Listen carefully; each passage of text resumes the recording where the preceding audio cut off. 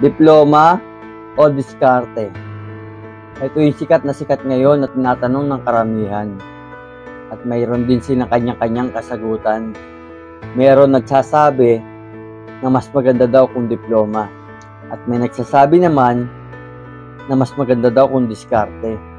Pero kung ako ang tatanungin kung ano ang pipiliin ko, diskarte o diploma, syempre pipiliin ko parehas. Bakit? Bakit nga ba kailangan parehas ang piliin mo? Ganito kasi yan. Sa tingin mo kung may diploma ka, tapos wala kang diskarte, sa palagay mo yayaman ka kaya? Hindi. Bakit ko nasabing hindi? Sige, bibigyan ko kayo ng example. Halimbawa, may diploma ka. Siyempre, pag may diploma ka, makakahanap ka ng magandang trabaho. At kapag maganda ang trabaho mo, siyempre, malaki ang kikitain mo. Ang kaso, wala kang diskarte.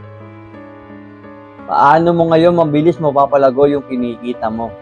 Baka ang mangyari niyan, yung kinikita mo, mapunta na lang lahat sa gastusin nyo ng pamilya mo. Paano naman kaya pag diskarte lang ang meron ka? Oo, sige, sabihin na natin na pwede ka naman yumaman. Kahit wala kang diploma, pero madiskarte ka. Pero sobrang bagal ng pag-angat mo. Paano ko nasabi na sobrang bagal ang pag-angat mo? Siyempre, unang-una sa lahat, wala kang diploma. At pag wala kang diploma, siyempre, hindi ka makakahanap ng trabaho na may magandang kita.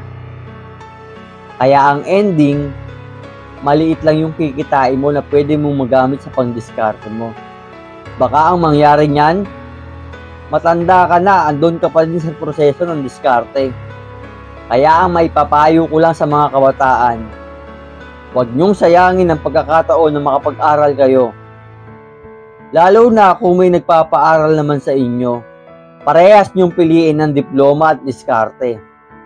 Dahil ang diploma at diskarte ay parang pakpak ng ibon. Kapag isa lang dito ang wala sa inyo, mahihirapan kayong makaangat sa buhay niyo.